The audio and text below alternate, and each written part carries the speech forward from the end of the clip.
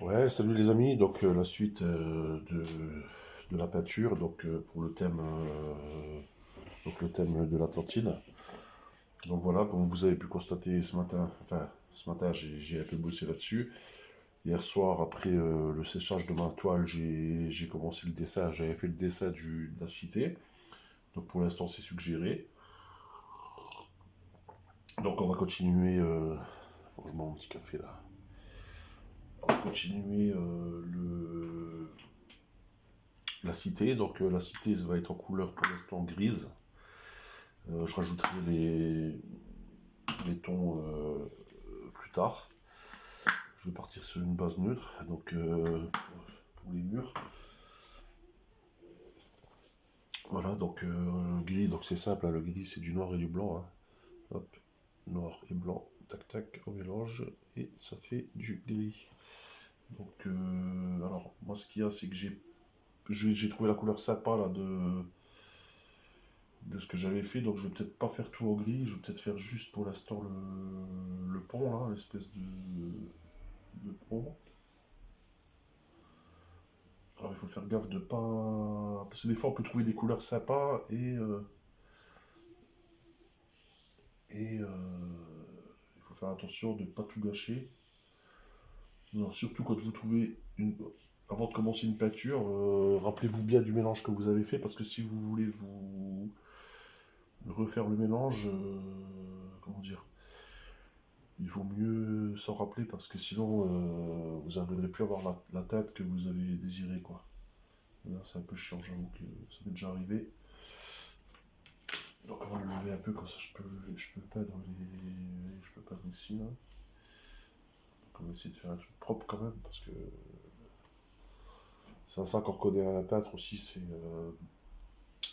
dans, la, dans le travail fini quoi.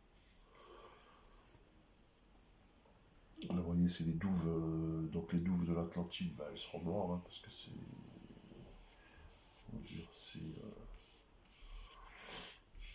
c'est des fossés quoi, vous voyez, c'est des espèces de, je sais pas si c'est clair ce que j'ai fait pour l'instant, mais pour l'instant c'est peut-être pas encore très clair, mais ça va le devenir au fur et à mesure. Alors, on suggère une fausse.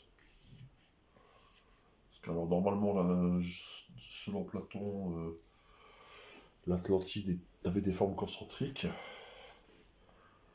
Je vous avoue que je me rappelle plus du nombre des formes, enfin des cercles, je m'en souviens plus, mais c'est pas grave parce que nous on suggère, c'est une vision d'artiste. Mais je crois que c'était, il me semble, pas que je dise de bêtises, je sais plus, je sais pas, c'était pas 8 cercles, je sais plus, je peux pas vous dire de bêtises, dites-moi le si vous le savez, je me rappelle plus, je sais plus. Enfin bref, rien ne nous empêche de croire aussi qu'on est encore dans un cercle concentrique, vous voyez, on n'est pas forcément sorti du cercle concentrique. On est peut-être encore dans la cité là. Il y a peut-être une embouchure, on est rentré, et puis vous voyez ce que je veux dire. Rien ne nous empêche de croire ça aussi. Et là, voilà, c'est une espèce de. Là, pour l'instant, c'est suggéré, c'est pas mal, hein, je trouve, rendu. Là, on va faire noir. Voilà. Vous voyez quelque chose? Vous captez ou pas?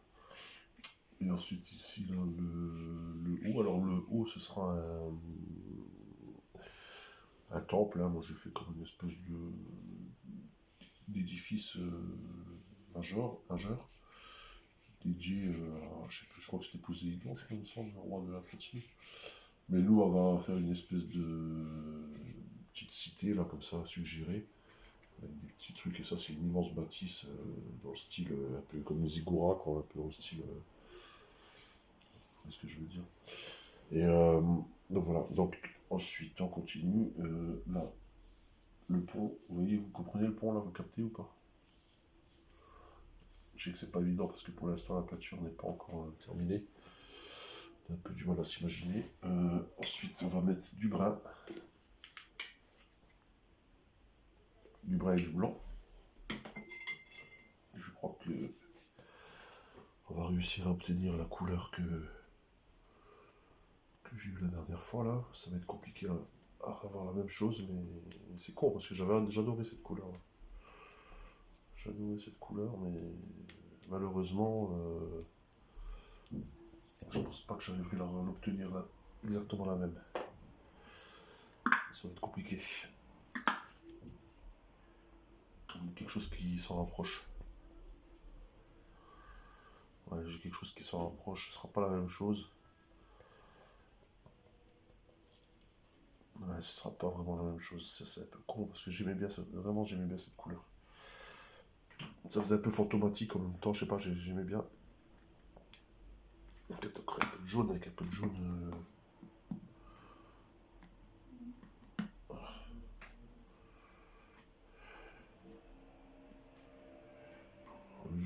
Il a du mal à sortir. Hop, avec un peu de jaune.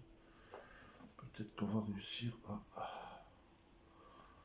avoir cette couleur. Je sais pas, franchement, je sais pas. Ah, ça m'emmerde parce que. Ah, c'est pas la même chose.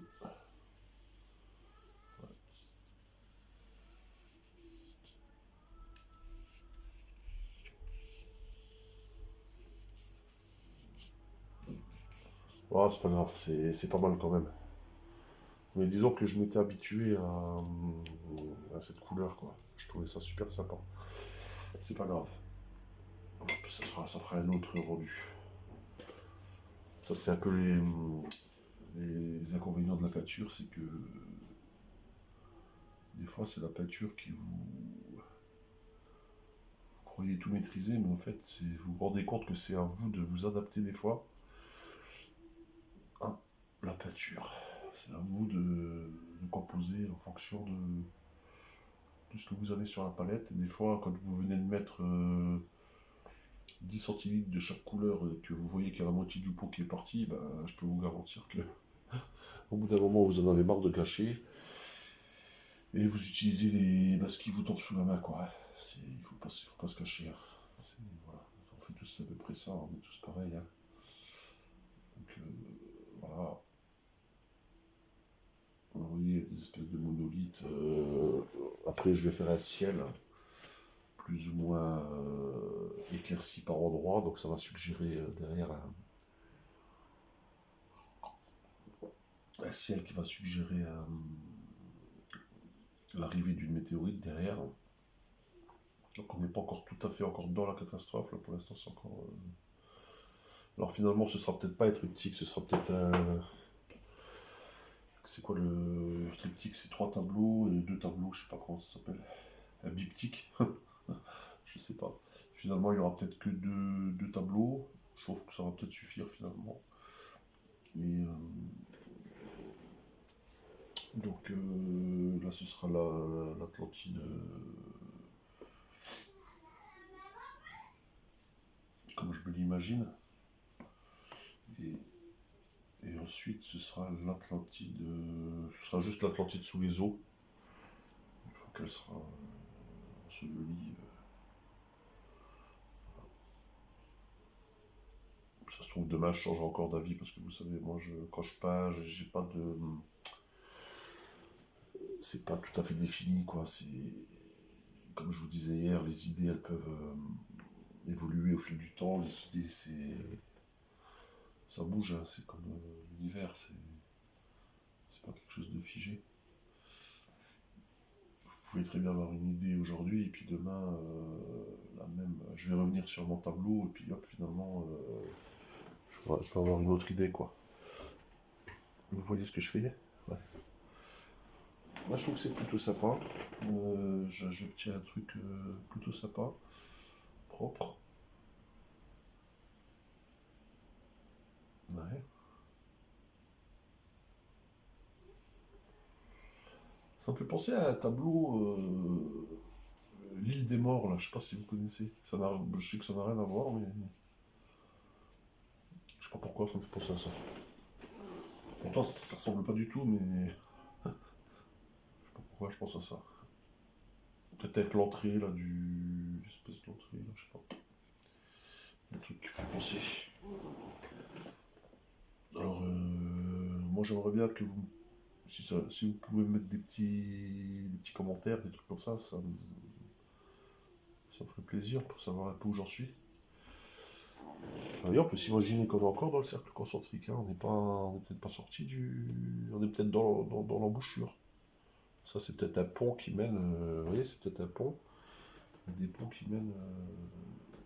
Donc, comme je ne sais pas exactement combien il y avait de cercles dans cette cité, ben, on va se dire que.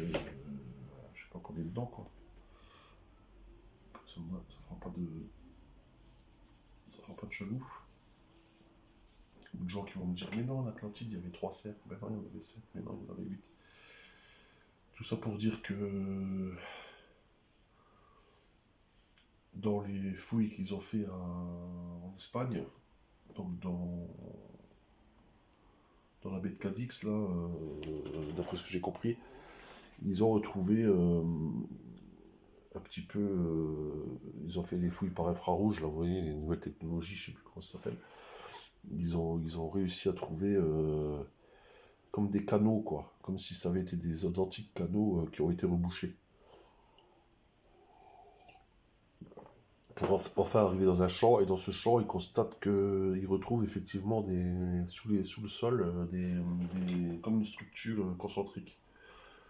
Tout en sachant qu'à l'époque-là, dans les cités, je ne sais pas si on peut dire des cités antédiluviennes, mais dans les très anciennes cités, on retrouve assez régulièrement l'idée des cercles.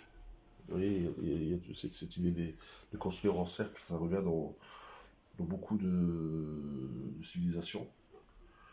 À croire que quand on se laisse un petit peu aller à son imagination, on pourrait croire qu'ils avaient tous eu comme un enseignement et la même façon de construire à un moment donné. Bon, alors les spécialistes vont vous dire autre chose, ils vont dire que c'est pas vrai, que les constructions sont empiriques et puis que voilà. Mais quand on a un peu d'imagination, on voit des choses des fois que, que la raison ne vous montre pas, quoi.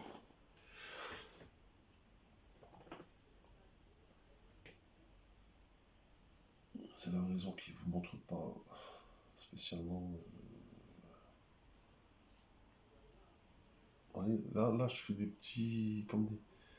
Vous voyez, c'est le ciel qui est un peu. Le ciel, il commence un petit peu à.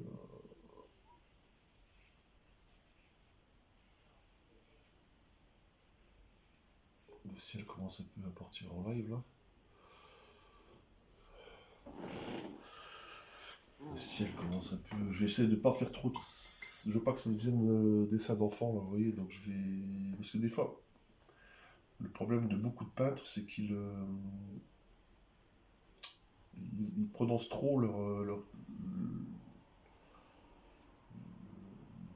ils prononcent trop les choses, donc il faut savoir aussi, comme je disais la dernière fois, il faut pour pas que ce soit kitsch. Vous voyez, par exemple, là, mes tourbillons, là, je trouve que ça fait un peu too much, là, ça commence à être un peu trop. Donc, je vais m'arrêter un peu là. Il faut que l'on voie qu'il y ait du vent et tout, mais il faut pas non plus que ce soit vulgaire, enfin pas vulgaire, comment on peut dire, grossier, quoi. Il faut que ce soit suggéré. Pour ça, quand je vous dis que la peinture, c'est aussi beaucoup de. C'est du. Comment je peux expliquer ça? La peinture, c'est beaucoup de ressenti, quoi, hein. C'est ce que je vous disais, ça s'apprend pas à l'école, ça c'est. Alors je sais qu'il y a des gens, ils vont vous dire, oui, on apprend tout à l'école. Oui, on apprend beaucoup de choses. On apprend beaucoup de choses, mais il y a des choses qu'on peut pas apprendre. Une sensibilité artistique, je suis désolé, vous pouvez me dire ce que vous voulez, ça s'apprend pas, quoi. Il y en a, ils ont fait des années d'études, et dans leur peinture, ben, c'est juste l'accumulation d'un savoir. Il faut que répéter ce qu'on leur apprend, et la sensibilité dégagée, c'est souvent une sensibilité qui se voit dans beaucoup de tableaux, quoi. Et donc, il faut, comment dire, il faut savoir interpréter aussi. Faut pas avoir peur de ses idées, quoi, même si ça plaît pas à tout le monde, hein, c'est pas grave, moi je m'en fous. Le principal c'est que ça me plaise à moi déjà, et après on verra. Si ça touche des gens, ben, je suis content. Si les gens ne sont pas touchés, ben, on s'en fout. Le principal c'est que au moins déjà si vous êtes content de ce que vous faites, déjà c'est le principal. Après, comme je disais hier dans les vidéos, il y aura toujours des rageux. Même chez vos proches, hein, vous vous rendrez compte que des fois c'est même chez vos proches qui, ben, je sais pas pourquoi, ils vont vouloir vous casser ou dès lors que vous faites quelque chose d'artistique, ça peut être dérangeant pour certaines personnes. Je sais pas pourquoi. Je sais pas pourquoi.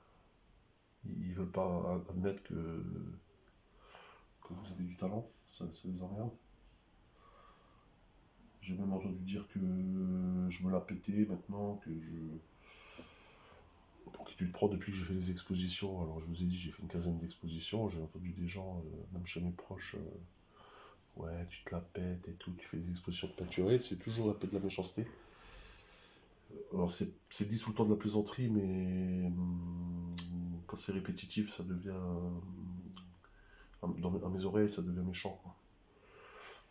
Alors c'est sûr que peut-être pas aux oreilles de tout le monde, mais alors au début ça m'a un peu vexé, je me suis dit merde quand même, je pensais que les gens allaient être contents pour moi, qu'ils allaient se dire bah tiens, il s'est un peu sorti de la merde, il fait un peu des trucs sympas, il essaie de partager ses connaissances. Bah non, les mêmes personnes qui,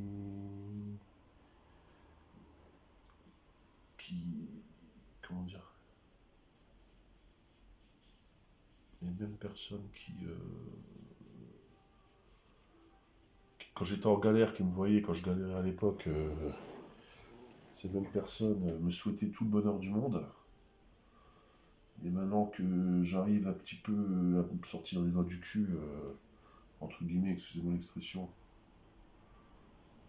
et que je fais quand même des choses qui me plaisent, que j'essaie de partager un peu mes trucs, ben, ces mêmes personnes maintenant, je sais pas, ils ont la haine envers moi quand ils me disent t'as changé, t'es plus pareil, tu te la pètes, patati patata, tu fais des expos, tu te prends pour qui, et nanana, vous voyez. C'est quand même terrible ça. Mais c'est pas grave. Moi je continue à. Si ça les dérange, bah, tant mieux à la limite. Moi, je suis pas là pour plaire à tout le monde, hein. Alors vous allez vous dire, il vous fait chier celui-là à discuter en même temps qu'il parle. Bah ouais, mais je vous avais dit, moi je fais pas une. C'est pas une chaîne spécialement. C'est pas une chaîne spécialement que pratique. C'est pas, je vous donne pas vraiment des cours. C'est plus, comme je vous disais, je parle en même temps, je philosophe en même temps que je parle, quoi, entre guillemets, quoi. Alors des fois je peux raconter des conneries aussi, ça peut m'arriver.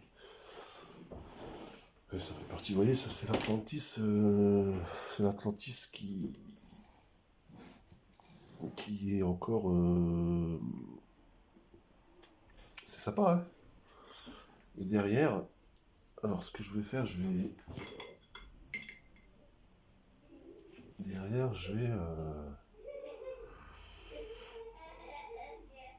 là, je pensais pas que ça dérobe bien comme ça, hein, d'un coup là. Il faut pas que je gâche tout, parce que alors des fois le truc, c'est que ce qui peut se passer, c'est que des fois on peut avoir une idée sympa, et on se dit tiens, je vais bien rajouter un truc là, et là, c'est à ce moment-là qu'il faut faire attention de pas tout. C'est à ce moment-là qu'il faut faire gaffe de ne pas tout foutre en l'air. Bah moi je suis plutôt satisfait. Pour l'instant ça sonne pas mal à mes yeux là. Alors, peut-être le turquoise qui me dérange un peu là par moment là, mais bon, ça on verra ça par la suite. Parce que la mer n'est pas. Si vous voulez, c'est pas. Elle n'est pas encore déchaînée. Voilà, donc ensuite, est-ce que je vais rajouter du noir ou est-ce que je vais déjà suggérer le. Je vais peut-être suggérer la lumière derrière.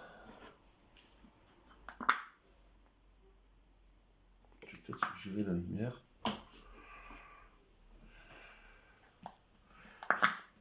Jaune-blanc.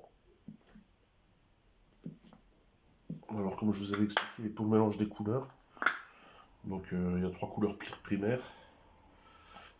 Le jaune, le magenta et le jaune, le magenta et le rouge. C'est les 3 couleurs primaires. Avec ça, vous pouvez tout faire. Ça sert à rien à mes yeux, hein. Ça sert à rien d'acheter 15 000 couleurs d'acrylique, ça sert à rien parce qu'une fois que vous avez les 3 couleurs primaires, vous pouvez décliner tout ce que vous voulez quoi, comme couleur.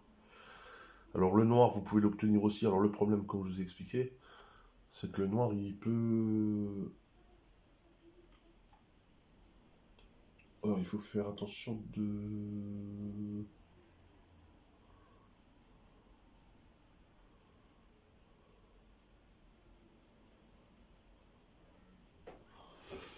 Ouais, c'est pas terrible ce que j'ai fait là. Là, j'ai fait tremper le pinceau dans mon café. Le noir, ça peut... Ça va pas du tout là. Non, ça va pas du tout.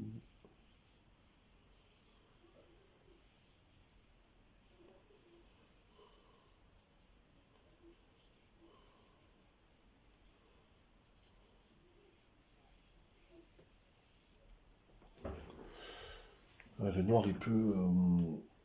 vous allez obtenir un noir, mais pas forcément très intense.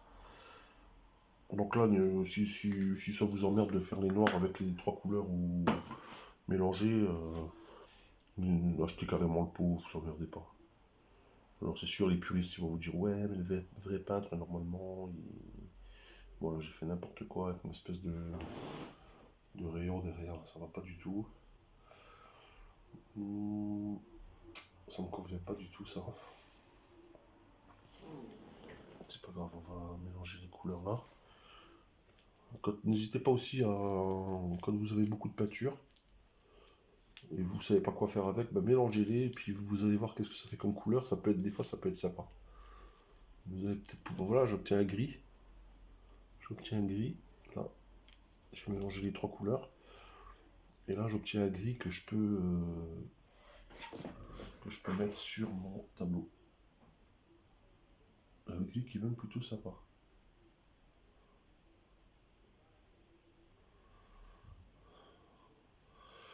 Ouais. Non, ça va pas derrière ce que j'ai fait. Je suis pas vraiment satisfait de ce truc-là. Ça va pas du tout. Je vais quand vous avez des fois, vous voyez que vous faites quelque chose et que c'est pas terrible.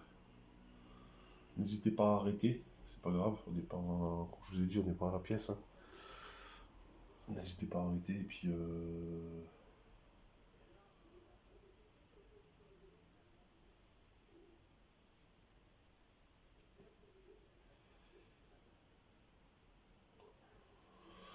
Bon, alors c'était une cité un peu mégalithique, hein, donc c'est pas non plus, vous voyez, l'époque ils bâtissaient pas,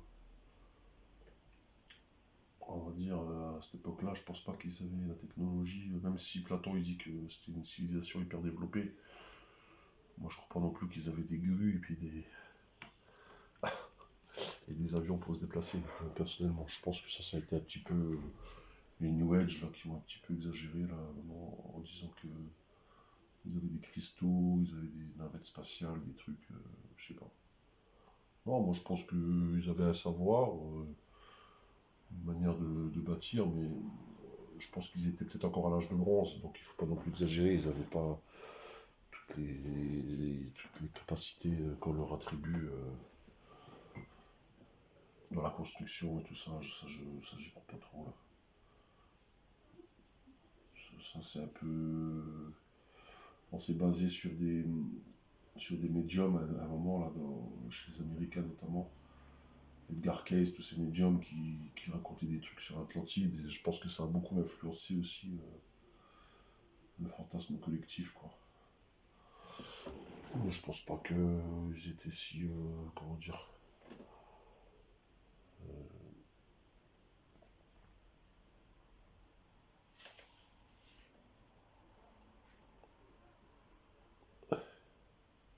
je crois pas qu'ils avaient la technologie avancée qu'on leur attribue, quoi. Ils avaient une technologie avancée, mais pas, ça va, il faut pas non plus exagérer.